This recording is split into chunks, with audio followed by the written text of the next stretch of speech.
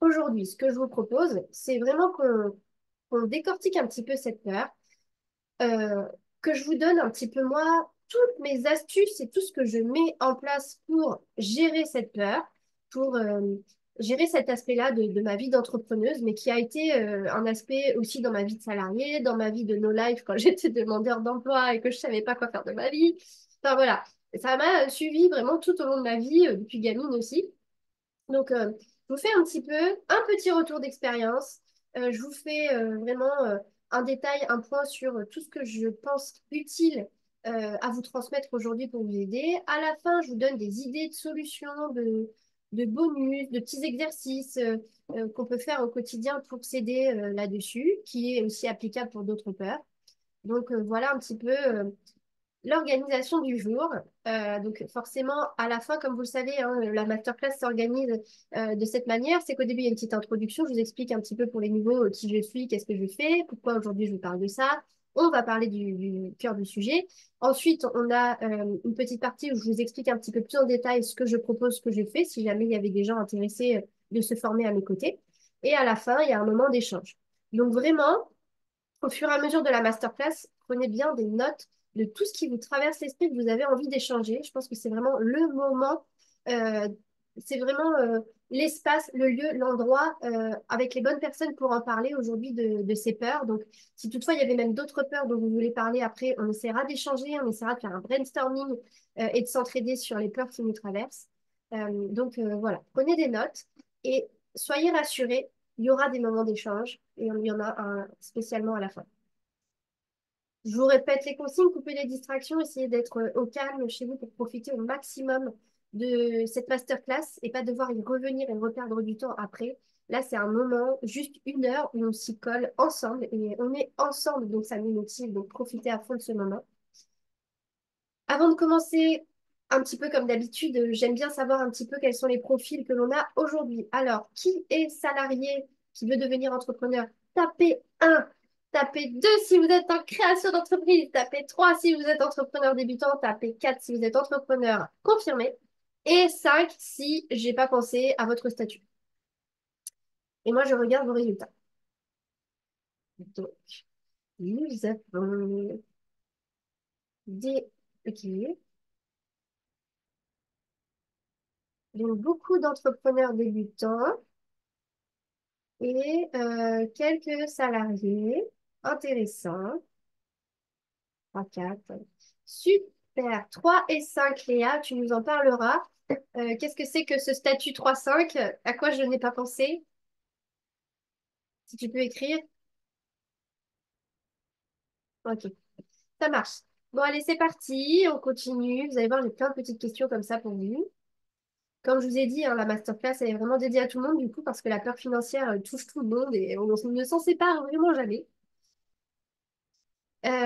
Puisque, je vous le dis quand même, pourquoi on s'en sépare jamais? On pourrait se dire oui, mais quand on est riche, on s'en fout. Bah non, en fait, parce que l'argent amène d'autres problèmes. On a des grosses pertes financières, même si ça fait pas hyper mal. C'est quand même un problème. Et puis, en fait, on ne sait pas de quoi demain sera fait. Demain, il y a la crise, on peut tout perdre, on ne sait jamais. Donc, c'est quand même toujours ambiant. Donc, en fin de compte, il faut concilier avec cette peur au quotidien. Et c'est ce que je vais essayer de vous apprendre à faire avec mon petit niveau d'expérience de cette peur. Donc, pour ceux qui ne me connaissent pas, je suis passée de salarié en burn-out qui a fait carrière dans la mode, le luxe, euh, carrière un petit peu classique. Donc, j'ai fait un burn-out et je suis passée donc de salarié en burn-out à kiffpreneur. Donc, le statut commence à être un petit peu connu, hein, ceux qui me côtoient, ceux qui me suivent un peu sur les réseaux. Kiffpreneur, c'est quoi? C'est un entrepreneur qui kiffe chacune de ses journées, ou en tout cas qui construit une vie de kiff grâce à son entreprise. Son entreprise devient un moteur, un moyen d'aller réaliser son quotidien de rêve, sa vie idéale, travailler X temps par jour, avoir du temps libre, profiter de sa famille, profiter de ses proches, profiter et prendre du temps pour soi, voyager. Voilà, en fait, on se construit une vie sur mesure grâce à son entreprise. Et surtout, l'entreprise n'est pas qu'un moyen de gagner de l'argent, c'est un moyen d'épanouissement, de vraiment s'incarner complètement, d'être complètement aligné avec ce qu'on fait, de kiffer tout ce qu'on fait, les gens avec lesquels on travaille, etc. Donc, en plus de se créer son quotidien sur mesure, en fait, on vit une vie professionnelle totalement épanouie, dans le bonheur. Et comme on arrive à être totalement dans le bonheur, dans le kiff, bah en fait, tout s'aligne parce que tout part de nous et on voit que chaque jour, on concrétise notre vie idéale. Donc finalement, c'est pas que l'argent tombe tout seul, mais en mettant en place un certain système et un certain fonctionnement, en fait, l'argent vient naturellement à nous. Pourquoi? Parce que les clients, on les attire, on match, on a une connexion avec eux qui est bien plus facile, bien plus naturelle. En plus, on n'a même pas l'impression de vendre, on a juste l'impression d'aider les gens, de leur rendre service, d'être là au bon moment pour eux. Donc, en fait, voilà, c'est ce qui nous amène à générer des revenus qui sont largement convenables, très intéressants, qui nous permettent d'avoir la vie que l'on veut. C'est ça un petit peu Kidpreneur. Donc, moi, mon cas de Kidpreneur, je l'ai atteint en 3 ans, puisque la troisième année de mon entreprise, j'ai réussi à générer un chiffre d'affaires à 6 chiffres, tout en travaillant 5 heures par jour et en voyageant 2 mois de l'année. Pour moi, c'était un non négociable de pouvoir partir 5 semaines d'affilée et de ne pas avoir de patron qui te dit, bah non, tu peux pas partir plus de 2 semaines ou tu n'as pas le droit de prendre des congés à Noël. Non, tout ça, c'est fini, c'est derrière moi. Je fais ce que je veux quand je veux et je pars où je veux. Et donc, ça, c'était vraiment mon non négociable, mon objectif. Et voilà ce que j'ai réussi à atteindre. Donc, c'est ce que j'essaye de transmettre au maximum dans mes prises de parole, dans mes interventions, dans ma médiatisation, dans ces masterclass et surtout, surtout à travers mes formations et ma formation qui prenait. Donc voilà comment s'articule, moi, mon activité. Donc je suis principalement axée sur le développement personnel et l'entrepreneuriat sous l'entité ZenTouch, c'est le nom de mon entreprise, un organisme de formation, parce que j'ai fait le choix, moi, de me déclarer en tant qu'organisme de formation, d'aller jusqu'à obtenir le label qualité Calliope, mais vous n'êtes pas obligé de faire tout ça si vous voulez faire de la formation. Et donc, il y a deux axes.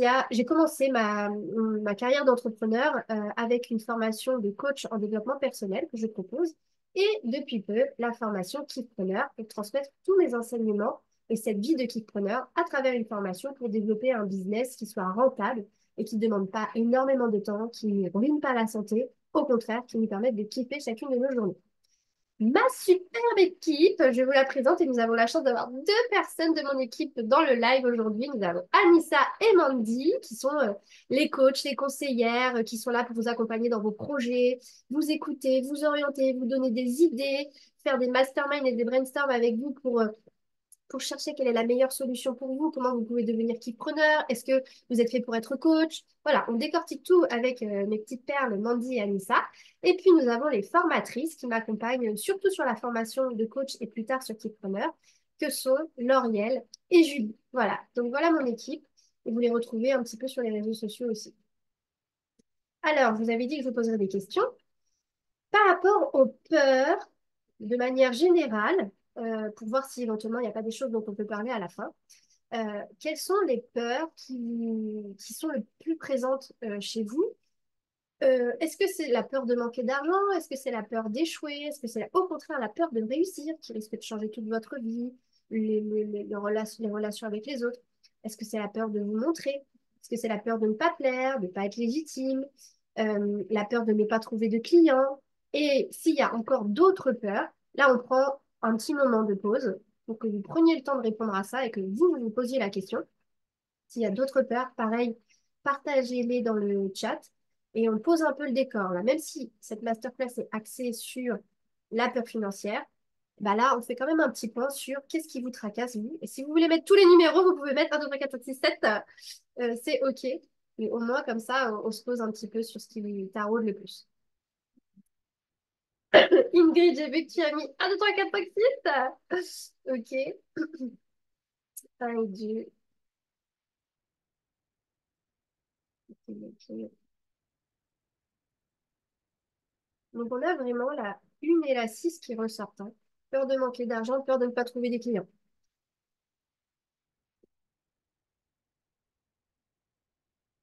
Ok, réfléchissez un petit instant et essayez de réfléchir s'il y a autre chose auquel j'aurais peut-être pas pensé. Kenza, tu m'as mis un petit mot, c'est trop gentil. Peur de la concurrence, oui, Kenza, je comprends parce qu'en fait, tu as eu des très mauvaises expériences en plus avec la concurrence, ça va pas comprendre pourquoi les gens agissent ainsi. Peur de la concurrence, je me la note pour tout à l'heure, on essaiera d'en toucher un mot. Je prends mes petites notes de maîtresse. sur la petite page. Alors, peur de la concurrence, on va en parler.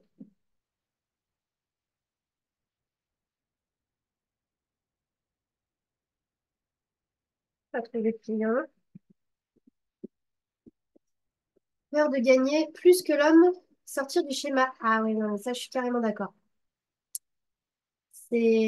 Franchement, ouais, c'est vrai que ça peut faire peur de gagner plus que notre conjoint, étant donné que là, on est des femmes dans cette masterclass. C'est vrai que je pense pas une question que se poserait un homme.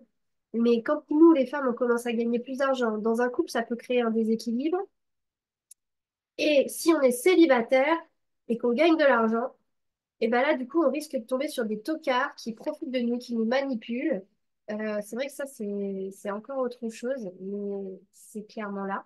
Alors, peur de la concurrence, bon, je dis un petit mot, même si on y reviendra s'il faut, mais peur de la concurrence. Alors moi, je forme mes élèves, pourtant je forme principalement des coachs en développement personnel.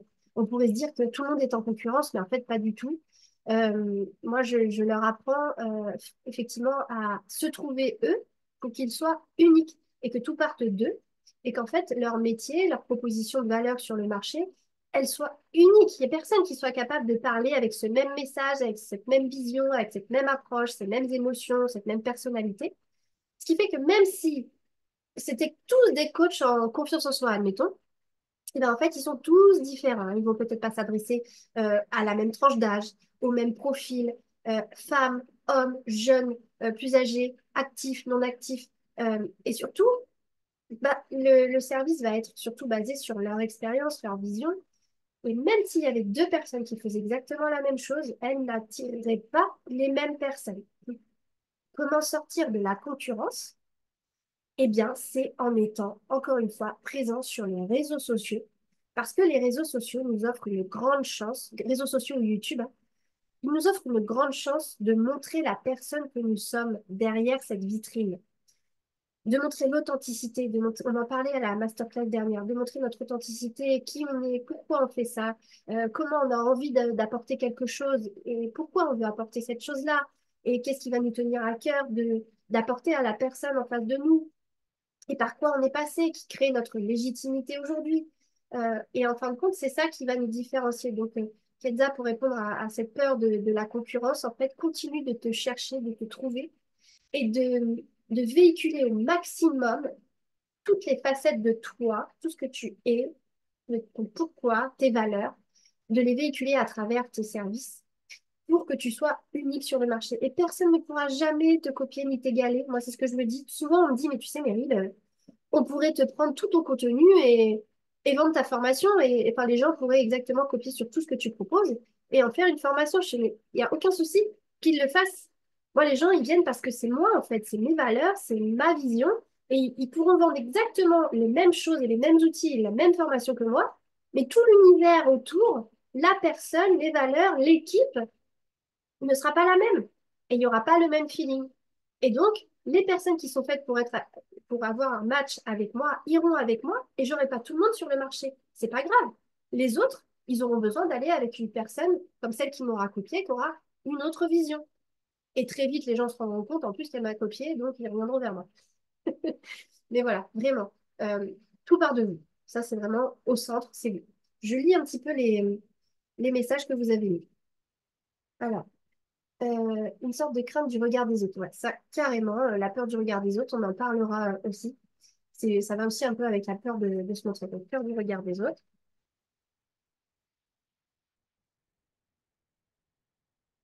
Euh, un boulot qui rapporte,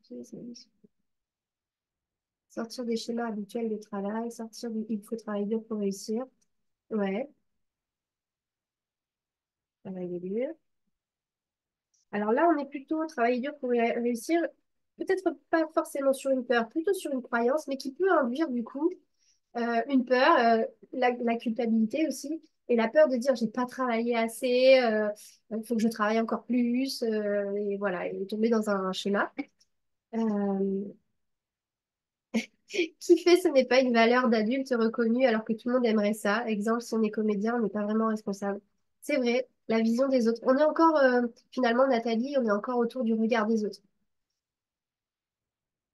Ouais, c'est vrai. En fait, il y a aussi beaucoup le regard des autres. Donc, je vous propose qu'on en parle un petit peu plus en détail à la fin.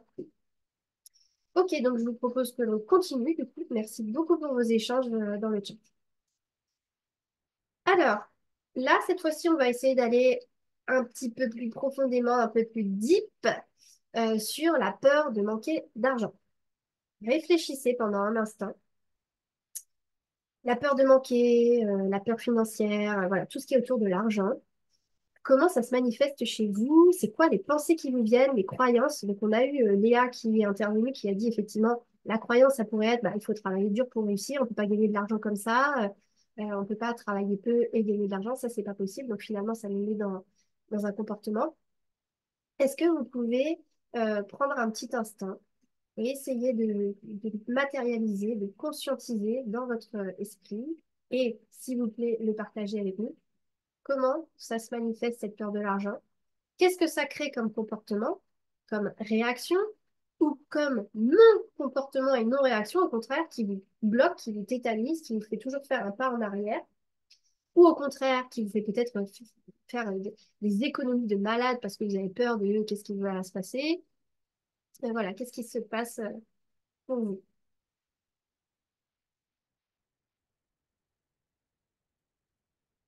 Et quelles sont les pensées, effectivement, qui viennent à vous?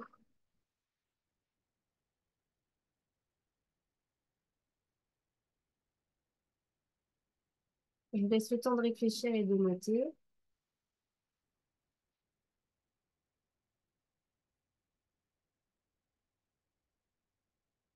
Donc, se demander si le client va adhérer ou pas. Le comment revient, le mental se met en marche, insomnie, frustration, ouais, ok. Avoir de l'argent en se faisant plaisir, faire des mauvais choix, prendre un chemin plus sûr et donc prendre un chemin par défaut, c'est clair. Anxiété et inaction comme une sorte de blocage, carrément. Je ne prends pas de décision qui pourrait déstabiliser ma situation actuelle, c'est ça. Donc en fait, on a peur de faire quoi que ce soit comme action. Et en fait, on est comme bloqué, on patauge, en fait, ça n'avance pas. J'attends encore quelques instants pour voir si vous avez d'autres. Ouais. Elle se manifeste déjà par la peur de quitter mon job dès maintenant. Bah oui, bien sûr. La peur de ne pas avoir de clients. Euh, Croyance que je suis née pour être salariée. Ça, c'est aussi, effectivement, qu'on peut pas avoir la liberté, en fait, qu'on est condamné à être salarié, que c'est plus sûr aussi, hein. On croit que c'est plus sûr, alors qu'en fait, demain, on nous vire, ben, on n'a plus rien, hein. Clairement, quand on est salarié, quand on est entrepreneur, on se crée notre propre richesse. Oui, elle met du temps à démarrer peut-être, mais en attendant, derrière, c'est nous qui commandons notre salaire, hein. On veut s'augmenter tel mois, hop, on s'augmente tel mois, hein. Il n'y a pas moyen de négocier pendant des plombs et qu'on n'a jamais l'augmentation et qu'on lui dit oui, oui, tu auras ton augmentation le mois prochain et qu'on ne l'a jamais. Euh, on est vraiment maître de notre rémunération. Euh, et en fait, bah, c'est vraiment si la société va mal que on perd tout, mais c'est quand même rare. Et, euh, et c'est vrai que en fait, on est maître de notre destin, alors que quand on est salarié, finalement, on n'est qu'un pantin, hein. Alors, manque de prise de risque immobilisé. Est-ce que j'attire toujours des personnes en difficulté financière? Je réfléchis parfois longtemps par peur de faire une erreur qui pourrait entraîner une perte d'argent. Alors, on fera toujours des erreurs, hein. Franchement, on a beau être aguerri et tout, il y a toujours tellement de facteurs pour prendre les bonnes décisions que vous en ferez toujours, hein. Préparez-vous à ça. Ne dites pas que ça sera toujours parfait. Comme ça, vous ne serez pas déçus. Peur de ne pas savoir trouver des clients avec les tarifs qui sont en lien avec ma valeur et mon expertise. Mhm. Ouais, bah ça se travaille par l'expérience, la confiance en soi, le système de vente, l'offre, la recherche du client idéal. Mon corps se contracte aux épaules. Ma pensée va vers ma fille de 15 ans qui a eu une anorexie quand je me suis lancée dans l'entrepreneuriat où j'ai dû faire des concessions et des restrictions budgétaires. La croyance, il faut travailler 7 jours sur 7 et faire beaucoup de contenu sur les réseaux sociaux pour plus de visibilité. Je fais une petite capture d'écran parce qu'il y a beaucoup de choses intéressantes dans ton message. J'imagine, ouais, ça peut traumatiser. Il y a aussi des gens qui ont vu des entrepreneurs autour d'eux, leurs parents, leurs proches, avoir des entreprises et ne pas réussir du tout. Et là, ça peut vous créer, du coup, une expérience proche qui vous fait peur, qui vous terrifie. Vous dites, mais non, mais moi aussi, ça va m'arriver. Et là, on part dans un truc aussi. Donc, j'imagine que les expériences aussi que vous vivez en lien avec ça, c'est franchement pas évident. On ne maîtrise pas tout, surtout pas l'aspect sécuritaire et financier, mais en revanche, on peut mettre en place des choses pour se créer une petite sécurité et avoir un minimum, ou en tout cas être en constante recherche de sécurité pour s'apaiser l'esprit et le mental. Donc, peur de ne pas avoir de sécurité plus tard, pas de retraite par rapport au salariat. Bon, alors ça, c'est super intéressant, cette histoire de retraite. Euh, dans la façon de fonctionner, moi, pour ma part, je me dis que je ne compte pas sur plein de choses et que je compte que sur moi. Vous verrez, je vous en parle dans la masterclass. Moi, je suis partie du principe que j'aurais pas de retraite. Que, au vu des choses actuelles qui se passent, des lois, de comment évolue notre société, moi, je me dis que on n'aura pas de retraite. Tant mieux s'il y en a une, ce sera un petit bonus. Mais je pars du principe que ma retraite, il faut que je me la constitue toute seule. Donc, je mets en place des choses. En fait, c'est ça. C'est dès qu'il y a une peur, on l'identifie et on regarde qu'est-ce qu'on peut mettre en place pour contrer cette peur. Euh, Qu'est-ce que je peux mettre en place comme solution? Dans le pire des cas, qu'est-ce qu'il arrive? Et qu'est-ce que je peux mettre en place comme solution? Donc là, par exemple, la peur de ne pas avoir de retraite. Si j'ai pas de retraite, il se passe quoi? Ben, j'ai pas d'argent pour vivre, je suis vieux, je peux plus vraiment travailler, ça va être très très usant pour moi. Physiquement, je pourrais peut-être plus travailler et donc subvenir à mes besoins. C'est encore loin, on a le temps d'anticiper. Donc, qu'est-ce que je mets en place comme solution pour ça? Eh bien, tu te constitues toi-même une retraite. Tu te construis ton matelas pour plus tard. Et bah, du coup, ça va t'alléger l'esprit, ça va t'apaiser. Tu vas être moins dans une peur parce que tu sais que quoi qu'il arrive, si l'État décide de ne plus nous verser de retraite, bah, toi, tu sais que tu as déjà tout préparé. Alors, tout préparé, c'est quoi? Bah, c'est des économies, des choses relativement classiques. Euh, bon, même si moi, c'est pas le meilleur conseil hein, de faire de l'épargne et tout, parce que l'argent se dévalorise, il y a l'inflation. Je vais pas vous faire un cours d'économie, mais c'est pas le meilleur des plans. L'assurance vie, il faut voir, parce que c'est pas non plus top top. Mais en tout cas, c'est déjà super. Mais c'est se construire l'avenir, c'est qu'est-ce que je génère comme revenu et dans quoi j'investis pour être à l'abri, déjà avoir un toit, ne pas avoir besoin de dépendre de qui que ce soit, de payer un loyer ou quoi que ce soit. Comment je fais pour avoir des revenus qui tombent quand je serai âgée et que je serai plus en mesure de travailler. Donc, ça peut être justement investir dans des biens immobiliers qui nous rapportent des loyers tous les mois, par exemple. Et donc, c'est commencer dès maintenant à construire tout ça pour l'avenir, parce que j'ai cette peur, parce que je mets en place une solution. Donc là, on a pris l'exemple cité pour commencer à avoir un petit schéma de pensée autour de vos peurs liées à l'argent. Et on va continuer un petit peu plus de manière générale avec toutes les idées que j'ai amenées pour vous. Donc, merci pour tous vos retours, c'était super intéressant. Donc, je vais vous parler un peu de moi, mon expérience, vite fait en introduction de la partie que j'évoque aujourd'hui. Que j'ai cité mon expérience de pauvre. Pourquoi? Parce qu'en fait, j'ai toujours été pas en galère, mais j'ai jamais roulé sur l'or. Alors mes parents, pas du tout. Et en fait, si vous voulez, dès que j'ai gagné de l'argent, des salaires, etc., en fait, tout mon argent passait dans mes études. J'en ai déjà parlé, mais moi, j'ai contracté un crédit de 30 000 euros. J'avais 20 ans pour mes études, pour mon école de commerce. C'est énorme. Euh, et en fait, bah, c'est comme si j'avais un loyer qui sortait dès que j'ai commencé à gagner ma vie, parce qu'en fait, le crédit se paye à l'issue de l'école de commerce quand on commence à avoir un emploi. Ah bah, ça fait une sacrée traite qui tombe tous les mois. Donc, bah, je n'avais pas beaucoup d'argent. L'argent que j'avais, en général, bah, j'utilisais pour partir vivre à l'étranger, travailler à l'étranger, où les loyers sont astronomiques, mon Dieu.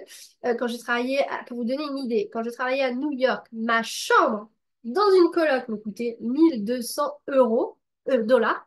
1 200 dollars, ouais, bon, c'est quasiment équivalent. Allez, on va dire 1 000 dollars la chambre. À Los Angeles, c'était 1 500 dollars la chambre. Les visas, c'est 2 000 euros. Les billets d'avion, c'est, allez, on va dire 700 000 euros. Donc, en fait, moi, j'avais à chaque fois beaucoup d'argent qui passait dans tout ça. Donc finalement, je vivais avec pas grand-chose. J'ai toujours été débrouillarde, à vivre avec le minimum, à faire attention, etc. pour pouvoir vivre mes rêves, mes envies. Mais en fin de compte, voilà, j'ai jamais eu de marge de manœuvre. Il fallait vraiment calculer tout au millimètre. Mais finalement, ça m'a forgé et ça fait qu'aujourd'hui, je suis au millimètre avec mon entreprise. Il y a autre chose aussi, c'est que par rapport au manque d'argent, en fait, moi, je viens donc de Normandie, la Normandie où on a connu la guerre à plusieurs reprises. Donc, mes grands-parents qui nous élèvent quand on est petit, on est gardé chez les grands-parents. Bah, moi, on m'a élevé avec cette mentalité d'après-guerre que on n'a pas d'argent, que il faut tout garder, qu'il faut faire attention à tout, faut faire des économies sur tout, faut pas jeter, faut réutiliser on ne sait pas de quoi demain sera fait, etc. Donc, les réserves, les machins.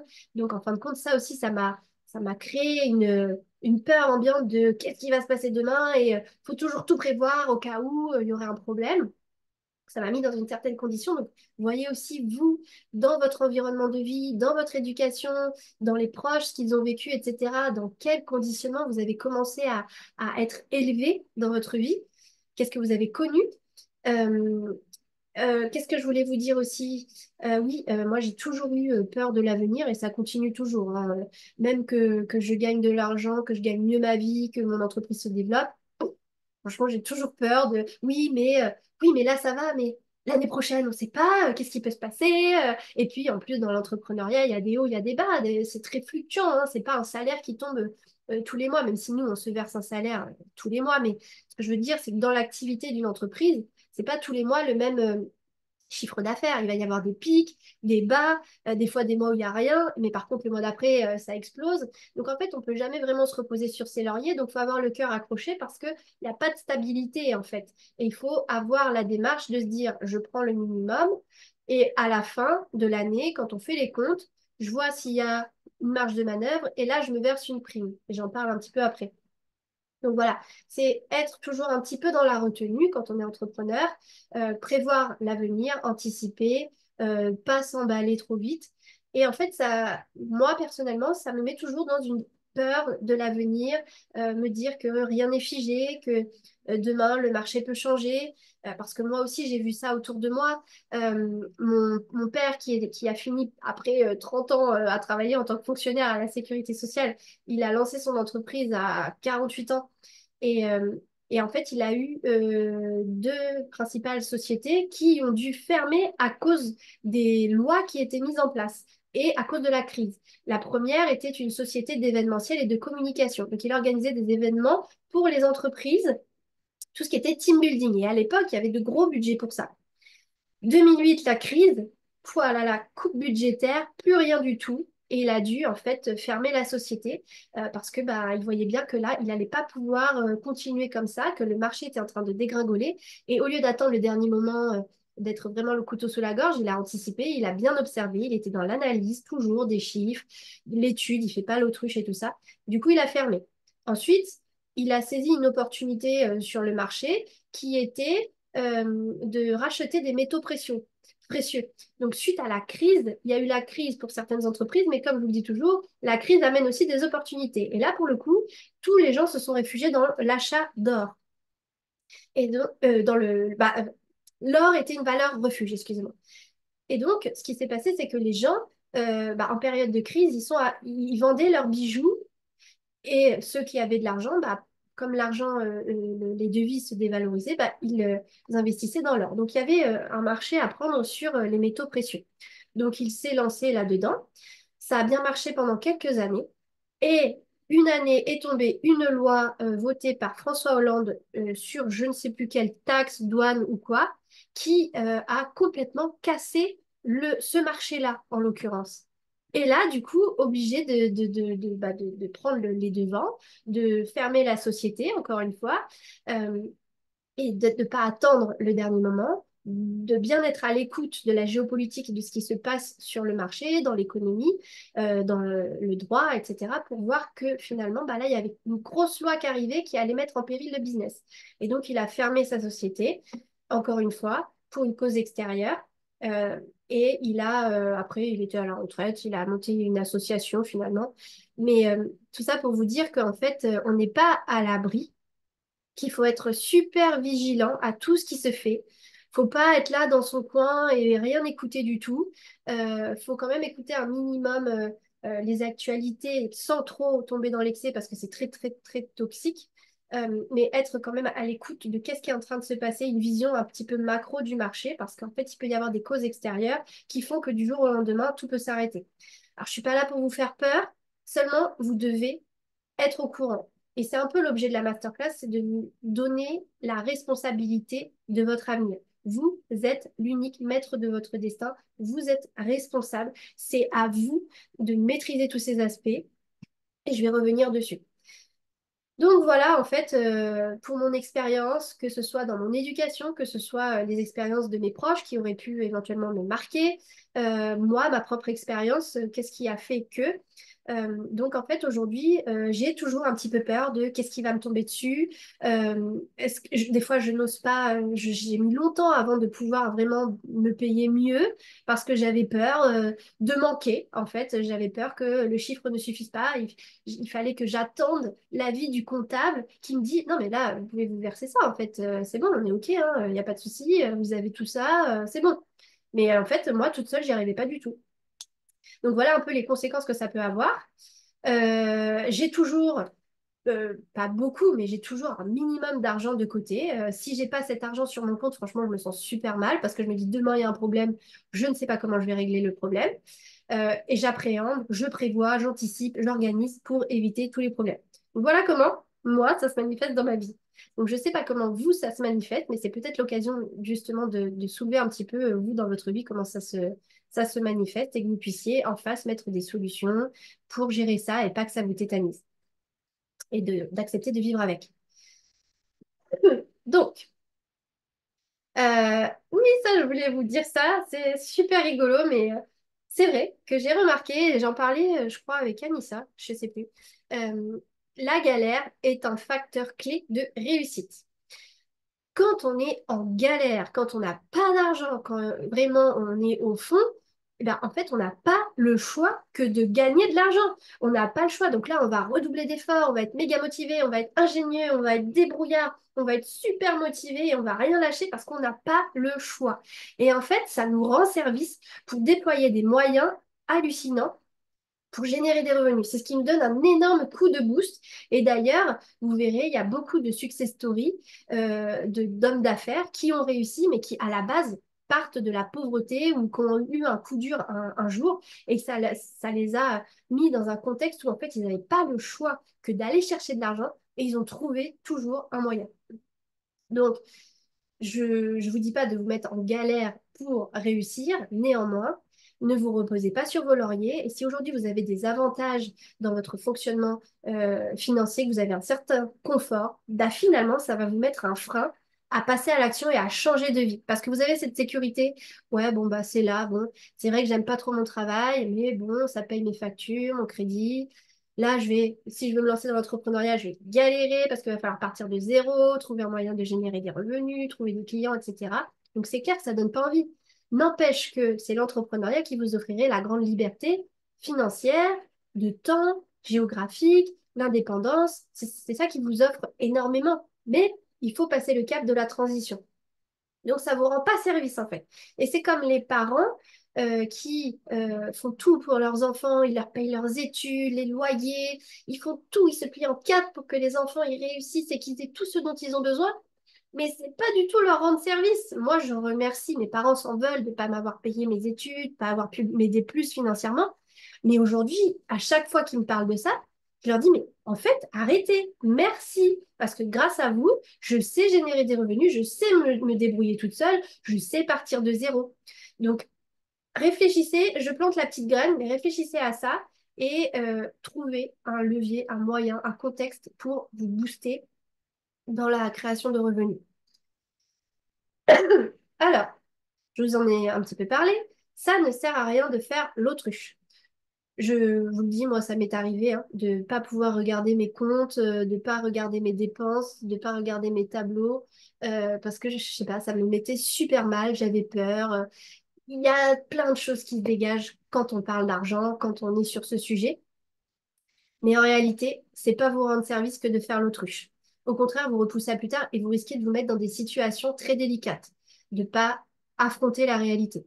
Donc, il faut vous confronter au maximum à la réalité, même si elle est difficile à voir, et tenir tout ça à jour, être au clair des informations, tenir des tableaux de budget, noter vos dépenses, budgétiser, observer ce que vous... Si vous n'êtes pas dans la connaissance de la situation, bah, vous ne pouvez rien remettre en question, vous ne pouvez rien améliorer. Donc, en fait, se confronter à la réalité vous donne une opportunité de changer et améliorer les choses si jamais elles sont dans une situation difficile.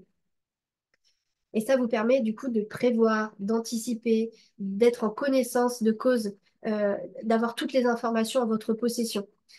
Et je vous conseille aussi de consulter régulièrement vos comptes, de bien être au courant si vous avez des crédits, de combien de temps, essayer de les rembourser le plus vite possible. Vraiment, de faire un tour d'horizon de toutes les informations et de vraiment avoir la notion de tout et d'avoir tout en tête, d'avoir un minimum de connaissances sur chaque sujet de votre vie financière et de ne pas ignorer des choses, de ne pas se dire c'est mon comptable qui gère, c'est mon conseiller bancaire qui gère, c'est mon psy qui gère. Non, non, non, il faut que vous ayez absolument le contrôle sur les choses et pas faire l'autruche. Alors, j'ai mis une grosse cloche parce que c'est un rappel, on en a déjà parlé dans les masterclass, mais une des clés qui va beaucoup, beaucoup vous aider face à cette peur de manquer d'argent, ça va être toujours de se préparer financièrement. Donc là, en l'occurrence, c'était une diapo pour quand on se lance dans l'entrepreneuriat, mais elle peut aussi être utilisée quand on est entrepreneur, qu'on traverse une période un petit peu difficile, une période de down. On va aller se poser toutes ces questions-là.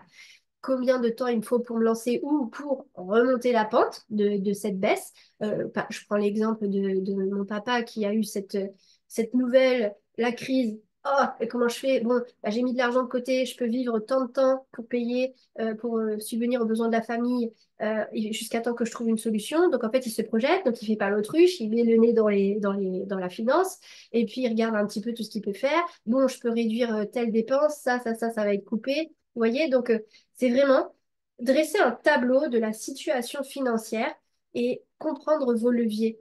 Là où vous pouvez augmenter vos revenus, là où vous pouvez au contraire minimiser les dépenses pour trouver un équilibre. Et, et maîtriser tous ces aspects dépenses, recettes, en fait, va vous donner une sérénité, une sécurité, une anticipation et un allègement et un apaisement au quotidien. Donc, je vous remets cette diapo-là. Vous pouvez la prendre en photo pour travailler chez vous. Et comme je vous disais, c'est valable pour quand on se lance et aussi quand on connaît des périodes un petit peu difficiles. Et vraiment se reposer sur la situation financière et les leviers.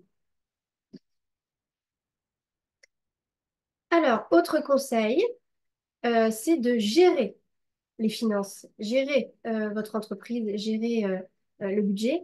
Donc, tenir un tableau de dépenses, idéalement mensuel. Ça, c'est l'idéal. Que chaque mois, vous sachiez qu'est-ce qui rentre, qu'est-ce qui sort. Et que finalement, vous vous forciez à tenir ce tableau. Bah, déjà, vous savez où vous en êtes. Vous n'êtes pas là à attendre le relevé bancaire. Ah bah, j'ai eu tant de dépenses. C'est pas après coup, en fait, qu'on se rend compte des choses. C'est bien mieux de tenir tout ça à jour. Et ça vous rend très responsable de votre activité et ça marche aussi dans votre vie personnelle. Moi, je l'ai longtemps fait sur le plan personnel, quand je vous dis, quand j'avais ma vie de pauvre, où je jonglais vraiment, j'étais à tout juste, je faisais quasiment pas d'économie chaque mois. Bah, en fait, j'étais obligée de tenir un budget avec mes assurances, assurance voiture, assurance habitation, euh, mutuelle, téléphone. Et puis, j'essayais de voir où est-ce que je peux gagner 5 euros, 10 euros. C'est ridicule, mais c'est hyper important quand on n'a pas le choix, en fait. Et 5 euros par-ci, 5 euros par-là, comme dirait ma mère, eh ben, ça fait tout de suite 50 euros et ça nous permet de se payer autre chose ou de faire face à un problème. Donc, un tableau personnel et professionnel, idéalement surtout de dépenses, pour voir un peu ce que vous faites. Et puis, ça vous permet en fait tout le long de l'année de vous dire, bon, bah, tel mois j'ai dépensé tant, tel mois j'ai dépensé tant, ok, là j'ai dépensé beaucoup, dis donc. Mais c'était quoi ma grosse dépense? Ah, j'ai eu tel problème. En fait, ça vous permet d'avoir une vision globale de ce qui se passe dans votre entreprise, dans vos dépenses, dans votre vie financière, et de ne pas faire n'importe quoi, et de vous dire, ah, bah ce mois-ci, ah, moi j'avais un grand plaisir à tenir mes tableaux personnels. un grand plaisir à la fin du mois finalement de faire mes tableaux parce que je me disais, ah, là j'ai fait super attention là, je suis pas, j'ai pas fait ci, j'ai pas fait ça, j'ai réduit là. Oh là là, j'ai fait 100 euros d'économie. Ouh là là, youpla boum. Et je mettais ça dans mon tableau, un grand tableau de toutes les petites économies que j'arrivais à faire chaque mois. Et je me disais que j'avais une petite cagnotte de sécurité ou une petite cagnotte éventuellement bah, pour faire quelque chose, de payer un billet d'avion par exemple. Mais voilà, en fait, ça vous aide énormément. Et voilà, et vous voyez tout de suite si vous êtes en perte ou si vous êtes en économie, en bénéfice le mois en question. Ça, c'est super important et on a tendance à ne pas le faire. C'est un peu l'erreur de débutant, mais en fait, c'est tellement chiant à faire. Il faut le faire dès qu'on a une facture, dès qu'on achète, il faut penser à aller noter, nanana, nanana. Mais ça vous rend un énorme service et c'est vous qui maîtrisez. Vous attendez pas après le comptable qui vous rende un tableau. Non, vous êtes maître de votre vie financière. Budgétiser, ça c'est aussi un des trucs qui m'aide énormément. C'est de me dire, moi, sur l'année, j'ai tout ça qui va devoir sortir. Moi, j'aime beaucoup faire sur toute l'année, avoir une idée de toutes les dépenses. Donc, bah forcément, ça grandit d'année en année, puis on se développe, plus on a des dépenses. Mais au début, c'était assez facile. Donc, j'ai pris un tableau, j'ai fait des catégories. J'ai fait un tableau administratif, un tableau communication, un tableau comptabilité, enfin, toutes les grandes catégories de dépenses. Je mettais chaque détail, ce que j'imaginais ou ce que je savais que j'allais devoir dépenser. Et ça a commencé avant même que je crée mon entreprise. On a fait le point avec mon père qui m'a conseillé. Il m'a dit, bon, bah, tu vois, il faut compter à peu près tant de comptables. Une assurance, ça coûte à peu près tant. Donc, tu comptes ça. Bon, et puis, tu auras certainement téléphone, machin, truc. Et donc, du coup, on a commencé à budgétiser. C'est un peu le prévisionnel et les business models, enfin, les business plans que l'on peut faire quand on crée une entreprise. Mais ça peut vous aider tout au long de votre vie d'entrepreneur. Donc, vraiment de se dire, moi, à chaque fois que je veux commencer une année, quand je commence une année, je duplique le tableau, je l'intitule sur l'année en cours et je refais le point sur toutes mes dépenses. Et donc, je sais, par exemple, que je vais devoir dépenser, je sais pas moi, je dis une bêtise, mais allez, je vais avoir 20 000 € de dépenses qui partent dans comptable, assurance, abonnement ci, forfait ça, nanana, prestataire de ci, prestataire de ça, investissement dans ci, dans ça. Ça va faire 20 000 € de dépenses. Et je sais que dans mon année, il faut que je trouve 20 000 € déjà rien que pour couvrir mes frais, mes dépenses. Et ensuite, je me faisais un tableau de mon salaire minimum, salaire idéal, et je mettais les charges, les cotisations sociales, les impôts que ça pouvait engendrer pour que ça se comprenne dans une enveloppe globale et que j'ai pas de mauvaise surprise à me dire que je suis partie sur 2 000 € de salaire et je me pose pas de questions sur les cotisations et tout. Et au final, après, on a des rappels de cotisations de genre 10 000 € qui nous tombent comme ça du ciel. Ça fait mal. Donc j'essaye toujours, je vous ai dit à moi, j'ai tellement peur que j'anticipe tout dans le moindre détail. Donc je fais des calculs, des formules pour savoir combien ça va me coûter d'impôts si je me verse tel salaire. Et ça fait des calculs automatiques. Combien je vais payer de cotisations sociales et patati et patata. Donc tout est vraiment planté le décor en début d'année. Je sais que je dois réaliser tant de chiffre d'affaires pour couvrir mes dépenses, tant de chiffre d'affaires pour pouvoir me payer raisonnablement. Et après, je sais que au-delà de ce chiffre, de ce cap, c'est que du bénéf, c'est-à-dire que j'ai une marge de manœuvre pour pouvoir investir dans ci, investir dans ça, pour améliorer encore mon business. Peut-être que bah, j'ai une marge de manœuvre pour me soulager et peut-être déléguer une certaine tâche. Ou au contraire, si j'ai un projet dans ma vie personnelle, eh ben, je sais que j'aurai une marge de manœuvre pour pouvoir réaliser mon projet. Et ça nous motive et ça nous donne des caps et on sait exactement où on va. Donc, vous pouvez faire ça sous forme de tableau annuel et vous pouvez aussi le faire mois par mois si vous avez plutôt une vision mensuelle et de voir un petit peu ce que vous envisagez d'avoir comme plus ou moins chaque mois. Je regarde si j'ai rien oublié de vous dire, mais c'est bon. Voilà, voilà. Se projeter va aussi énormément vous aider. Euh, En fait, c'est un petit peu ce que je viens de vous dire. C'est-à-dire que quand on sait, quand on a une vision, même si c'est de l'à peu près et qu'il y aura certainement des belles surprises, des mauvaises surprises, on ajuste et on le tient à jour, ce tableau. Mais franchement, même si c'est agaçant et ça peut stresser, ça peut faire peur, bah, d'être à jour et de mettre le nez dans ses finances, et ben, ça nous aide énormément et on sait où on va. Et comme je vous l'ai dit, ben, ça nous donne des caps. On sait que on a un certain seuil de rentabilité. Je me projette, je sais que, voilà, admettons, je dois faire 20 000 euros pour couvrir mes dépenses. Bah, les premiers mois, je bosse, je bosse, je bosse. Je mets en place des choses aussi. Je sais que j'ai tant de dépenses, que je veux tant de salaire minimum. Il me faut tant de chiffre d'affaires pour faire tout ça. Et ben, qu'est-ce que je mets? En ayant cette vision-là, on ne se met pas dans un stress parce qu'on sait qu'on doit aller le chercher, ce chiffre-là. Au minimum, il nous faut ça comme chiffre. Donc, on se pose, on fait des petits points stratégiques avec nous-mêmes, on prend des grandes feuilles, des stylos, et puis on écrit, et puis on dit, bon, ok, alors qu'est-ce que je vais mettre en place cette année pour pouvoir réaliser ce chiffre? Et c'est là qu'on commence à avoir des idées de stratégie. Et donc, bah, qu'est-ce que je fais? Bah, je vais commencer à faire une campagne là. Alors, il faut vraiment pas que je tarde pour ma campagne, parce que du coup, il faut que je fasse rentrer du chiffre assez rapidement au début d'année, parce que je vais avoir telle facture qui va tomber. Ok, donc je fais ça, et au final, bah, vous êtes beaucoup plus bah, responsable, mais surtout apaisé. Vous êtes moins dans un stress en fait, et, euh, et vous pouvez du coup mettre des choses en place et pas attendre que ça vous tombe sur le coin du nez. Au contraire, vous êtes dans l'anticipation, et c'est là qu'au contraire, vous pouvez avoir de très belles surprises dans le développement de votre activité. Donc ça, c'est vraiment un conseil que je vous donne, d'avoir vraiment les notions de chiffres et d'anticiper, de vous projeter. Je vous conseille aussi de préparer votre avenir pour sécuriser. Comme j'ai écrit, les 3 premières années, ne t'emballe pas, c'est pas la folie, même si ça se développe bien. En général, c'est la troisième année que ça explose. Même si ça explose, on ne s'emballe pas, on part pas dans des folies, à se verser des 10 000 euros de salaire si on peut pas se le permettre. On ne sait pas, il faut anticiper. On n'est pas là pour bouffer la cabane. Moi, ce que je vous conseille, c'est chaque année, les bénéfices que vous faites, sans trop exagérer sur votre salaire, dans le mauvais comme dans le bon sens, hein, sans trop se payer, mais aussi sans se payer une misère, vous vous payez correctement. Mais n'allez pas dans l'excès pour les premières années et essayez de chaque année d'avoir des bénéfices pour mettre de côté de l'argent. Et vous avez de l'argent comme ça sur votre compte en banque d'entreprise qui vous sert, comme on appelle ça, de fonds de roulement, de trésorerie et de matelas de sécurité. C'est-à-dire que demain, il y a une crise comme on a connu avec le Covid, tout dépend de l'activité que vous faites.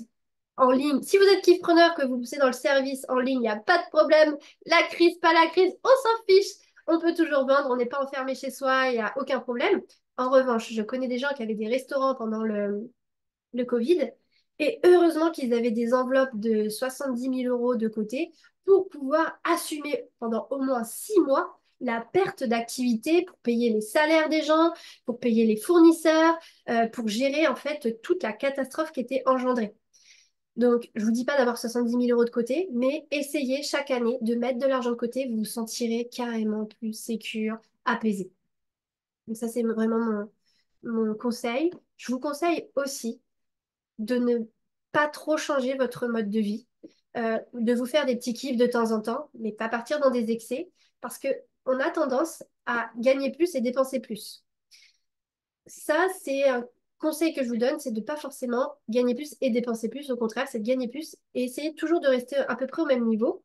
Et comme ça, vous épargnez beaucoup et vous avez une capacité de levier importante et une capacité de sécurité. Donc, vous mettez de plus en plus d'argent de côté sur votre compte. Vous pouvez utiliser cet argent pour le faire travailler, pour investir dans votre future retraite. Il y a plein de choses possibles.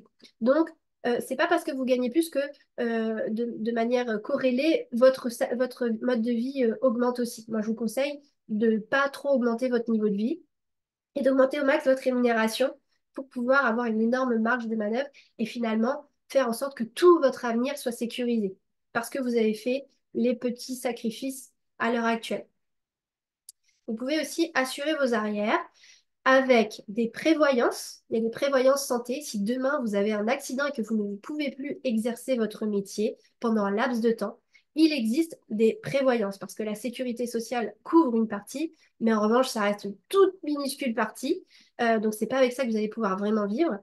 Donc, il y a des prévoyances que l'on paye chaque mois. Pour vous donner une idée, je crois que la mienne, je la paye 50 € chaque mois. Et, euh, et ça vous permet, en cas d'accident, de perte d'activité, d'avoir quand même un salaire qui rentre. Ils prennent le relais. Des mutuelles pour les problèmes de santé. Et il y a aussi des assurances de perte d'exploitation ou c'est une sorte d'assurance chômage parce qu'il n'y a pas vraiment de chômage pour les entrepreneurs. Donc demain, vous arrêtez, bah, vous êtes à zéro, hein. Il n'y a plus de chômage, en tout cas en France. Donc c'est se protéger de ça en prenant des assurances complémentaires qui vous protègent éventuellement de cette perte d'activité. Donc, il y a plein de choses qui existent. Je ne connais pas tout par cœur. Moi, tout ça, ça me donne des allergies et des boutons. Je déteste ces sujets-là. Et pourtant, je m'y colle, je m'y attelle parce que c'est super important et que c'est pas quand on se retrouve avec un problème qu'on se réveille et qu'on se dit, ah, bah, j'aurais dû y penser, tiens. Donc, je fais mon devoir aujourd'hui de vous informer sur ce sujet. Voilà, ça c'est bon. Et autre chose que je peux vous conseiller, c'est aussi de laisser le temps au temps. Ça sert à rien d'aller essayer de brûler les étapes. Ça ne vous rendrait pas service d'exploser la première année. Le succès, ça se prépare. Moi, franchement, euh, si vous avez un succès, une explosion d'un coup, vous n'êtes certainement pas encore prêt à l'accueillir, le succès et cette explosion. Donc, je vous conseille d'y aller step by step, de comprendre le processus, de construire votre succès, de le maîtriser. Parce qu'il y a des gens qui font succès, mais l'année d'après, faillite totale. Parce qu'en fait, ils n'ont pas compris ce qui s'est passé. C'est vraiment par la chance et la voix du Saint-Esprit. C'est venu à eux.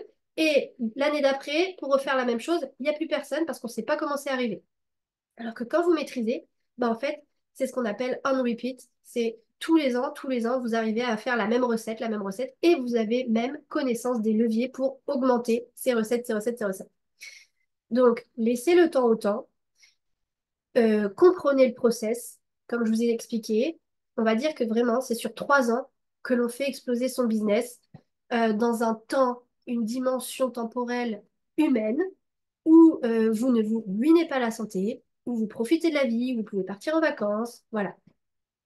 Donc, comment ça se passe? Ma vision, encore une fois, hein, ce n'est que basé sur mon expérience et les expériences que j'ai autour de moi qui me sont partagées. Eh bien, le semestre numéro 1, les 6 premiers mois, on est vraiment dans toute la création. On va tout construire de A à Z. Notre image, notre communication, notre produit, notre offre, la façon de communiquer là-dessus, de la vendre. On va aller tester, on va aller parler avec les gens, voir si ça intéresse, ou alors réajuster notre pitch, notre présentation. Et on va commencer à avoir nos premiers clients, nos premières ventes. Test. C'est le lancement que j'ai appelé bêta. C'est-à-dire que voilà, on a toute une phase où on crée tout, on part de rien, on crée tout, et on commence à vendre pour la première fois. Et on prend les premiers retours pour ajuster pour la suite.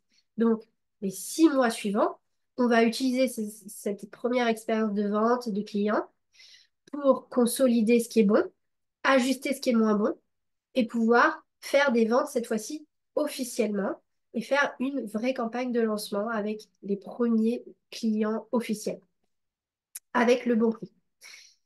L'année 2, on profite de cette première année d'expérience pour aller commencer à augmenter le chiffre, augmenter les clients, parce qu'on est fort d'une expérience, on sait beaucoup mieux de quoi on parle, on a une expertise qui commence à se développer, on a une connaissance incroyable de notre marché, de notre client.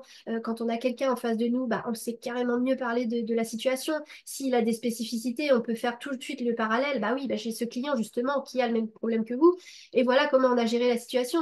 Donc en fait, là, vous apparaissez vraiment comme un expert, vous êtes beaucoup plus à l'aise, vous comprenez les objections des clients en face de vous, tout est beaucoup plus facile pour vous et vous, surtout, vous avez un an derrière vous de potentielles erreurs à ajuster. Donc, vous vous êtes cassé les dents la première année et vous avez compris que là, il faut ajuster ci, il faut ajuster ça, ta, ta, ta.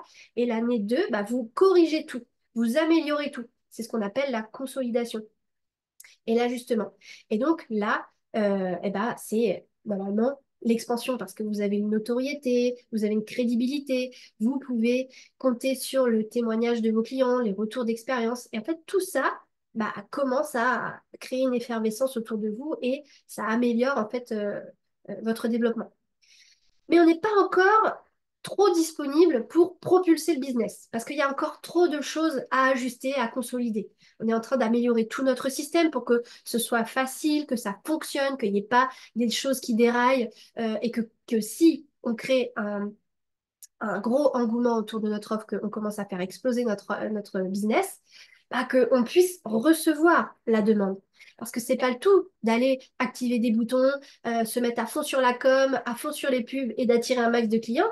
Mais les clients derrière, il faut pouvoir les recevoir en fait. Il faut pouvoir assumer la demande. Et donc, ça nécessite que vous ayez un fonctionnement qui soit rodé, qui soit au clair, qui ait peu de chances que ça capote, que vraiment tout soit under control, maîtrisé, pour vous préparer à l'année 3, une année de propulsion, d'explosion, où là, vous allez aller appuyer sur des boutons pour augmenter la visibilité, attirer à vous plus de clients, mais parce que vous êtes prêt à les recevoir. Voilà pourquoi on parle de 3 ans. Et c'est vraiment véritablement la troisième année que ça explose, parce que au moment où ça explose, vous êtes prêt et vous vous évitez un tas de tracas, de problèmes, une masse de problèmes d'un coup, et ça vous allège l'esprit. Donc, partant de ce principe-là, en se disant je laisse le temps au temps, bah, en fait, vous savez où vous allez. Vous savez que l'année 1, bon, bah, mon salaire ne sera pas mirobolant parce que voilà, c'est une phase de consolidation. L'année 2, je sais que je vais pouvoir mieux me rémunérer, voilà, parce que je vais mettre ça et ça en place. Et l'année 3, voilà, je vais me faire plaisir. Et ben c'est comme quand vous le savez, ben, en fait, vous mettez en place des choses. Vous savez que vous devez vous serrer la ceinture, que là, bah, on ne fera pas telle dépense. Bon, bah, on ira en vacances pas très loin, ou des choses comme ça. Donc voilà, pour revenir un peu là-dessus, c'est vraiment s'organiser et planifier. Il faut que vous identifiez les étapes clés, les dates, parce que en fixant des dates, comme je vous ai montré par période là, ben en fait, ça vous donne quand même, mine de rien. Ah, je suis désolée, j'ai fait une erreur. Je voulais parler des trimestres. Le planning que j'ai fait là, c'est sur la première année, trimestre 1, 2, 3, 4. Et j'ai pas modifié l'été, excusez-moi. Mais quand vous avez ces étapes en tête, en plus, vous savez chaque jour ce sur quoi vous devez travailler. Vous ne vous dispersez pas, vous ne vous éparpillez pas, vous partez pas dans trop de directions. À chaque fois que vous êtes en train de partir dans une autre direction, demandez-vous, attends, est-ce que là, je suis en train de réussir à obtenir mon objectif déjà du trimestre 1, de tout créer? Ah bah non, je suis déjà en train de travailler sur ma campagne de lancement. Bah non, en fait, c'est pas le moment. Là, tu es en train de construire. Donc, tu restes focus sur la construction. Donc, organiser, planifier, mettre des dates, ça vous donne des deadlines, ça vous donne des limites dans le temps, ça vous donne un cadre et ça vous oblige à faire des choix, ne pas vous disperser et pas travailler des heures et des heures sans avancer réellement, sans avoir l'impression d'avancer. Parce qu'il y a ça aussi, la frustration qui vient derrière du fait de se disperser, de partir dans tous les sens, c'est qu'en fait, bah, vous avez l'impression que vous pataugez, qu'il n'y a rien qui avance, il ne se passe rien et tout. Donc, voilà mon conseil. Et je vous ai donné des étapes. Clairement, le trimestre 1, bah, on se concentre sur toute la création. Trimestre 2, bah, là, c'est là qu'on commence à avoir nos premiers clients tests et qu'on commence à comprendre, ajuster, récupérer les feedbacks et tout ça. Ensuite, on est fort de cette expérience pour que le trimestre 3, on fasse nos premières ventes, lancements officiels, campagnes et tout ça. Et trimestre 4, on fait une deuxième campagne encore plus forte, plus améliorée, en fait, grâce à toutes les expériences que l'on a eues tout au long de l'année. Grosso modo, voilà une idée de planning. J'ai fait pas mal de fautes de frappe, excusez-moi. Alors, quelques autres astuces, je vous en ai déjà parlé, mais c'est pas mal d'avoir toujours des petites piqûres de rappel. Donc, surmonter sa peur de manquer d'argent, ça passe aussi par quoi? Des petites astuces du quotidien, c'est-à-dire minimiser les dépenses, comme je vous ai expliqué. Franchement, essayez de dépenser le moins possible. Vous aurez tout le temps de dépenser plus tard plein de choses, trouver un confort, vraiment améliorer votre cadre de travail. Pour l'instant, on est au début. On ne va pas aller s'offrir l'abonnement de ci, l'abonnement de ça. On essaye de faire avec les moyens du bord. Donc, comme je vous dis, ça rebondit un petit peu sur se débrouiller. Débrouillez-vous avec les moyens du bord. Euh, Consultez votre réseau. Demandez autour de vous s'il n'y a pas des solutions, s'ils ne sont pas passés par là, s'ils n'ont pas des idées. Vraiment, faites appel à votre réseau et développez votre réseau pour pouvoir en bénéficier justement de leur retour d'expérience. N'hésitez pas à faire du troc, de l'échange, du partage, de la collaboration. Moi, j'ai beaucoup, beaucoup fait ça et ça m'arrive encore de le faire, d'échanger des services. Par exemple, de faire du coaching contre une prestation de community management, par exemple, ou offrir un produit en échange d'une prestation ou d'autre chose. Donc, tout ça, c'est possible. Donc, essayez d'être ingénieux et de vous débrouiller. Et essayez surtout de vous débrouiller par vous-même. Il y a plein de choses maintenant de disponibles sur Internet, des tutos, des modèles, des templates. Et vous n'êtes pas obligé de faire appel à un avocat, vous n'êtes pas obligé de faire appel à, je sais pas moi, enfin, à tout autre professionnel qui pourrait éventuellement venir vous valider le fait que c'est pas facile de se débrouiller tout seul, mais vous pouvez le faire. Donc, ne vous assommez pas avec des dépenses dès le début que vous pourriez éviter. Oubliez le perfectionnisme, mais que ce soit quand on manque d'argent ou pas, peu importe. Le perfectionnisme, c'est vraiment pas votre meilleur ami. Vous avez vu, moi j'ai fait plein de fautes dans mon diapo. Bah, n'empêche que vous avez quand même du contenu de qualité et que vous allez ressortir de cette masterclass avec quand même des enseignements. Donc, si on attend que tout soit parfait, franchement, on fera jamais rien et vous décollerez jamais. Il y aura jamais de vente, il y aura jamais de clients et vous retournerez travailler chez votre patron. Donc, oubliez le perfectionnisme parce qu'on n'a pas le temps d'être parfait, en fait. Il faut avancer, il faut poser des briques, des étapes, des pierres, step by step. Construisez votre château étape par étape et il n'y a pas la place à la perfection. Désolée, mais il faut foncer. Ensuite, eh ben, soyez très sérieux et responsable. Vraiment, tenez, je vous l'ai dit, tenez vos chiffres, tenez vos finances, tenez vos budgets. Soyez vraiment à fond là-dessus. C'est super important. N'ayez pas peur de ça. Allez-y. Et je ne sais pas si j'en ai parlé plus tard, mais je tiens à vous le dire quand même. Vous êtes responsable.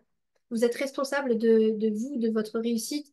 Euh, et je crois que j'en parle après, mais surtout, euh, vous êtes à l'origine de tout, en fait. Donc, dès qu'il se passe un truc, ça sert à rien de se dire, ah, mais ouais, mais c'est à cause de lui, ou ah, c'est à cause de ci, de ça. Non, en fait, c'est à vous de prendre en main, de comprendre là où vous avez échoué, là où vous avez fait quelque chose qui n'allait pas, ou là où vous, au contraire, vous n'avez pas vu qu'il y avait ça, ça, ça. Tout part de vous. Donc, quand on est entrepreneur, on est responsable et c'est notre responsabilité et nous sommes maîtres de notre avenir, de notre entreprise. Donc, en fait, il n'y a pas de c'est à cause de lui, c'est à cause de lui. On s'en fout, en fait. C'est tout part de vous. C'est vous qui êtes responsable. Donc, vraiment, prenez votre rôle à cœur parce que si vous ne vous remettez jamais en question et que vous remettez la faute toujours à l'extérieur, vous n'avancerez pas. Franchement, vous échouerez, mais total, quoi. Bon, bah voilà, elle était là, la diapo. Je savais bien que j'en avais parlé. Donc, l'aide extérieure doit être considérée comme un bonus. Je vois trop de gens qui créent des business basés sur, enfin, qui essaient et qui se prennent la tête, qui se tournent les méninges dans tous les sens. Ah ben oui, mais tu comprends, ben en fait, si je crée un business comme ça, il faut que je le construise comme ça parce qu'en fait, il y a telle aide et puis on pourrait obtenir ça. Donc, il faut vraiment que je respecte ça. Et ils se mettent des lourdeurs, des contraintes parce que peut-être qu'ils vont toucher une aide. Mais en fait, les aides, c'est du bonus. Tant mieux si vous en avez. Mais ne comptez pas là-dessus. Développez votre business avec vous et vous seul avec des financements en fonds propres de vos clients. S'il y a des aides, des subventions, tant mieux. Si vous avez tout ça, tant mieux. Mais ne créez pas votre business en fonction des aides parce qu'en fait, votre business, il est voué à planter un jour ou l'autre, en fait. Parce que vous n'avez pas un business model d'entreprise, de business, de générer des recettes et des revenus. En fait, vous êtes là, vous dépendez des aides. Aller chercher des aides, c'est pas un business, en fait. C'est pas une activité. C'est pas comme ça que vous allez savoir si votre business, il est rentable. On vous dit toujours que, d'ailleurs, quand on développe un business, euh, il faut d'abord s'assurer que votre offre, vous réussissiez d'abord à la vendre en organique, c'est-à-dire à votre réseau, à vos connaissances, aux personnes que vous avez commencé à connaître. Il faut d'abord le vendre comme ça. Et c'est que après ça qu'on commence à aller mettre des pubs. Parce que si votre produit ne fonctionne déjà pas comme ça naturellement, bah en fait, il fonctionnera encore moins avec des pubs et vous allez gaspiller plein d'argent. Donc, petite parenthèse. Mais voilà, votre business, il doit avant tout fonctionner tout seul. Je vais éternuer. Il doit avant tout fonctionner tout seul, sans l'aide de personne, sans subvention, sans rien. Pardon. Pareil, j'entends aussi beaucoup de personnes, moi la première, hein, qui n'ont pas de soutien des proches. On voit, hein, nos amis, ils nous suivent, on a vu qu'ils ont passé une tête, qu'ils ont regardé une story, euh, on sait qu'ils sont là, mais ils likent pas. Alors bon, c'est pas plus mal parce que nous, sur nos profils, il vaut mieux qu'on ait des gens qui soient qui soit notre client idéal, parce que sinon, l'algorithme va nous amener que des personnes comme nos amis qui ne sont pas nécessairement notre prospect. Mais quand même, ne vous attendez pas à ce que vos proches vous soutiennent, en fait. En général, personne ne vous comprend. Personne ne comprend ce que vous faites. Euh, Personne n'a de conseils vraiment utiles à vous donner. Et en fait, chacun a sa vie, mais nous les premiers, en fait. Nous, on est tellement plongés dans notre vie d'entrepreneur, bah, on n'a pas nécessairement le temps d'appeler un tel, de savoir comment il va, est-ce que tout se passe bien. Nous-mêmes aussi, on n'est pas dans cette dynamique-là. Donc, en fait, on ne peut pas attendre des autres qui soient comme ça avec nous. Et nos parents, c'est pareil, ils ont leur vie, ils ont leurs contraintes, ils ont leurs problèmes. Donc, en fait, ne vous vexez pas et surtout n'attendez pas du soutien de vos proches. En fait, vous pouvez compter que sur vous-même. Et ça, c'est super important de se le mettre bien profond dans le crâne parce que ça ne changera pas. Et quand vous partez de ce principe-là, bah, tant mieux s'il y a quelqu'un qui vous dit: «Ah, moi, je t'ai vu à la télé, c'était cool, j'ai regardé jusqu'au bout et tout.» Bah, ça fait plaisir. Mais si vous attendez que on vous dise: «Ah, je t'ai vu, c'est...» bah, en fait, vous serez super déçu parce qu'en fait, tout le monde s'en fout. Moi, c'est ce que j'ai compris. En fait, tout le monde s'en fout de notre vie. Là, j'ai envoyé un reportage à ma famille que j'ai fait sur une émission télé locale. Ben, en fait, personne l'a regardé, mon reportage. J'étais un petit peu vexée. Mais en fait, je me dis, mais en fait, ils ont chacun leur vie. C'est le moment du mois de juin. Il y a plein de trucs sympas, fun. En Normandie, ils ont carrément autre chose à faire que de se mettre derrière la télé et me regarder. Surtout que le truc durait longtemps. Mais en fait, voilà, on n'a pas besoin des autres. Tant mieux s'ils sont là, tant mieux s'ils nous aident. Et en fin de compte, vous verrez que ceux que vous attirez à vous, eh ben, en fait, c'est vos clients idéaux. C'est votre client idéal. Euh, Dès lors que vous êtes aligné, que vous vous êtes trouvé et que vous véhiculez qui vous êtes profondément, bah, en fait, vous attirez des gens et finalement, presque vos amis deviennent vos clients, vos prospects. Parce qu'on est en totale affinité, on est complètement en phase. Et bah, finalement, il y a des interactions, ils sont toujours là, vous mettez un petit like, un petit commentaire, une petite flamme dans les stories, et c'est franchement super chouette. Et finalement, bah, c'est vraiment à eux qu'on est censé plaire parce que finalement, bah, on trouve un compromis et on trouve à travailler ensemble et c'est ce qui nous fait vivre. Donc n'attendez pas du soutien de l'extérieur. N'attendez pas qu'on vous propose une opportunité aussi. N'attendez pas que ça vienne. Enfin, ça dépend. Les profils, on verra ça en human design. Les profils, ça dépend. Il y en a qui doivent se montrer et attendre que ça vienne. Bon, mais n'empêche que c'est à vous de lancer votre activité, c'est à vous de créer des opportunités, c'est à vous d'aller mettre le pied à l'étrier. Et n'attendez pas comme ça chez vous que ça tombe parce que rien ne tombera du tout. Tu es le seul maître de ton destin. Voilà le message de cette diapo. Alors, je crois qu'on arrive sur la fin, hein, si jamais j'ai trop dépassé, trop parlé. On arrive sur la fin. Donc, mes conseils et astuces. Il y en a vraiment trois principaux que j'ai voulu mettre. Développer votre activité en 2 temps. C'est un petit conseil que j'ai eu l'idée de vous donner. Peut-être que aujourd'hui, vous êtes en mesure de vendre une première offre qui n'est pas hyper rentable, qui n'est pas la mieux. Je pense notamment, exemple des coachs, vous n'avez peut-être pas encore votre programme d'accompagnement affiné, euh, mais néanmoins, vous êtes quand même en mesure aujourd'hui de vendre des séances de coaching. C'est clair que c'est pas ce qui est le plus intéressant, le plus rentable, le plus fiable et le plus sécuritaire, mais vous êtes en mesure de le faire. Donc, plutôt que d'attendre d'avoir le programme et de faire votre lancement, et d'attendre jusque-là pour avoir vos premiers revenus, bah, peut-être que vous pouvez en parallèle essayer tout de même euh, de commencer à communiquer, vous faire connaître et vendre ces petits services-là ou des offres ou un e-book ou je ne sais quoi qui vous ramènent déjà un petit peu d'argent, qui vous met pas dans une difficulté financière, le temps que le vrai projet officiel se lance. Ça, c'est un petit conseil que je peux vous donner. Pareil, réfléchissez à des plans B et vous dire, bon, bah, le pire du pire, là, ma pire peur, si elle arrive, il se passe quoi en fait? Qu'est-ce pas ça? Qu'est-ce qui se passe concrètement? Préparez-vous au pire. Si ça arrive, ça arrive. Voilà, je serai dans cette situation, ça sera chiant, mais tant pis. Je vais le vivre, mais je vais m'en remettre. Donc, préparez-vous au pire, comme ça, quand ça arrive, bah, vous êtes prêts en fait. Donc, ça vous évite en fait de dramatiser et surtout, bah, ça vous donne la motivation que ça n'arrive surtout pas à cette situation. Et voilà, préparez un plan B. Qu'est-ce que vous pouvez faire pour éviter cette situation?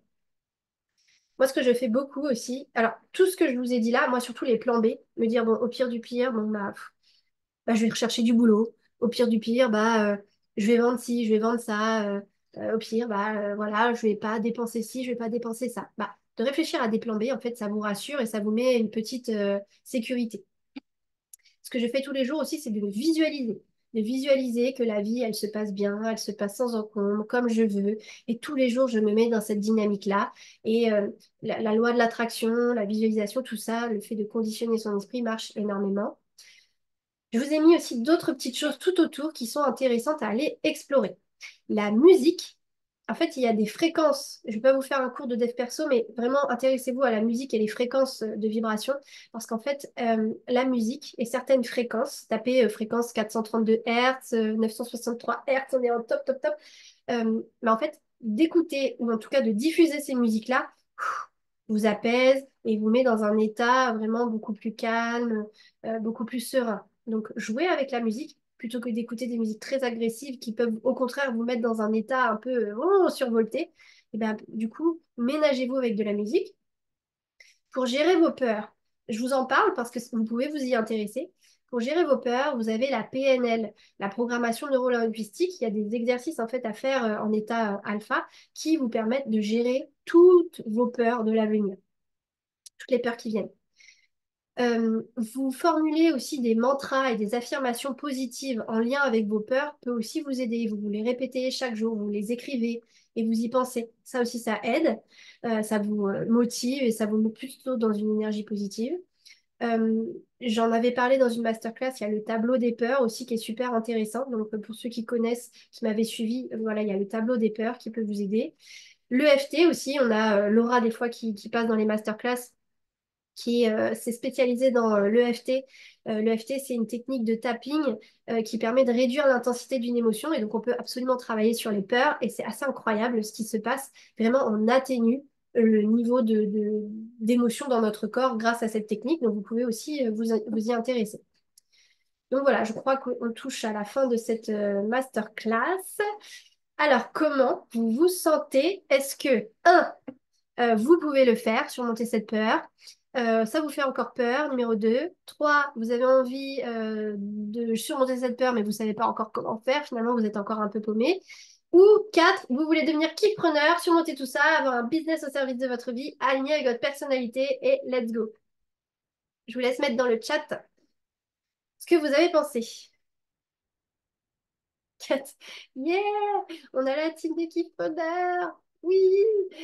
Youpi, Kenza, tu es déjà inscrite. Anan aussi. Nat, ouais, c'est clair. Nat aussi, elle s'est inscrite. Dominique.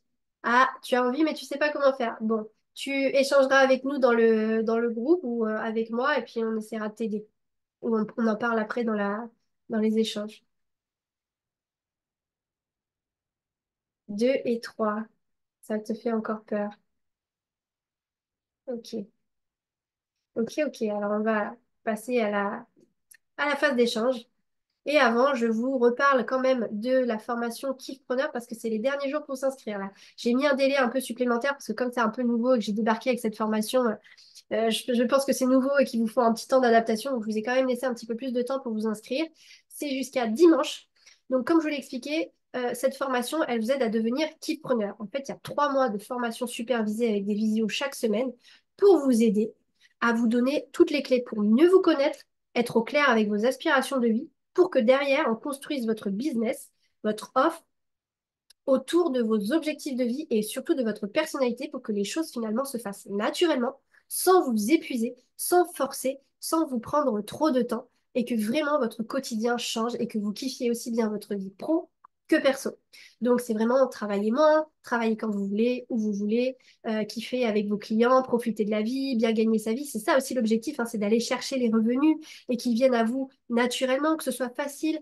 Donc vraiment, on va travailler pendant ces 3 mois avec tous ces modules à aller identifier quelle est la meilleure option d'offre, créer tout votre écosystème de vente autour de ça pour pouvoir attirer à vous naturellement les bonnes personnes avec lesquelles il y a un super match, une super connexion et qui, quand ils sont prêts, passent à l'action parce que c'est vous qui avez exactement la solution dont ils ont besoin. Donc en fait, c'est réussir à faire le lien entre vous, votre personnalité, qui vous êtes profondément et comment vous avez envie d'aider le monde, votre idéal de vie et faire le lien entre tout ça avec une offre et un client et que tout ça matche et que ce soit facile pour vous de développer votre activité. Donc voilà pour Keyfrunner. Donc ça se démarque en une phase numéro 1 avec une supervision pendant 3 mois. Vous travaillez environ 5 heures par semaine sur la plateforme Learning. On a 2 heures de visio. Le premier module, on apprend à se connaître et on identifie bien nos objectifs de vie. Deuxième module, on utilise tout ça pour créer ou revoir votre offre pour qu'elle soit irrésistible mais surtout alignée avec vous. On apprend à vendre naturellement et on crée tout un process de vente pour vous permettre de vendre naturellement et sans y passer trop de temps. Que les gens quasiment, ils achètent sans que vous fassiez rien du tout parce que vous avez tout mis en place. C'est pour ça que je vous parle d'une phase de construction hein, dans tout ce que je vous dis parce qu'en fait, tout ça à mettre en place pour qu'après, ça soit facile et que vous kiffiez, en fait, vous ayez juste à communiquer, à prendre le temps de parler avec vos clients, de kiffer, de rencontrer des gens au téléphone, etc. Et que, en fait, tout se fasse très facilement. Donc, je vous aide aussi à communiquer pour justement aller toucher cette personne qui est faite pour vous en face de vous et la toucher avec les bons mots, les bons termes, les bonnes expériences qu'il faut que vous lui parlez à cette personne. Et je vous aide à vous organiser pour pas être submergé, partir dans tous les sens, faire trop de choses alors qu'il n'y a pas besoin de faire tout ça.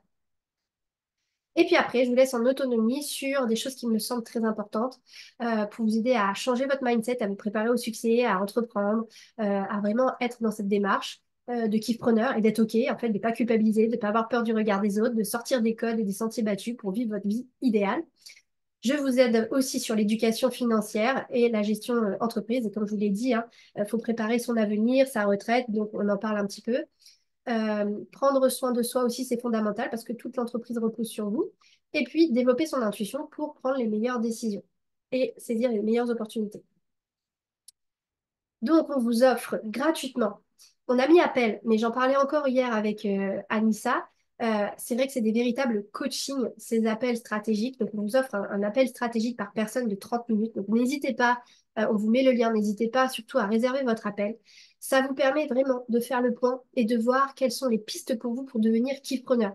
Comment aujourd'hui vous pouvez transformer votre vie professionnelle avec vos idées, votre personnalité pour que ça devienne un objet de kiff-preneur et que vous puissiez développer un business de kiff-preneur grâce à ça. Donc, c'est un vrai point que l'on fait pendant 30 minutes avec vous. Et je vous en ai déjà parlé, mais j'ai mis en place un super cadeau pour les personnes qui me recommandent, parce qu'il y a beaucoup de personnes qui parlent de moi, et pour vous remercier de me recommander, si une personne s'inscrit en venant de votre part, je vous offre en collaboration avec la joaillère martiniquaise Aurélie de Au by Joe, je vous offre un bracelet de haute joaillerie qui ressemblera un petit peu à ça, parce que nous sommes en train de travailler sur la collection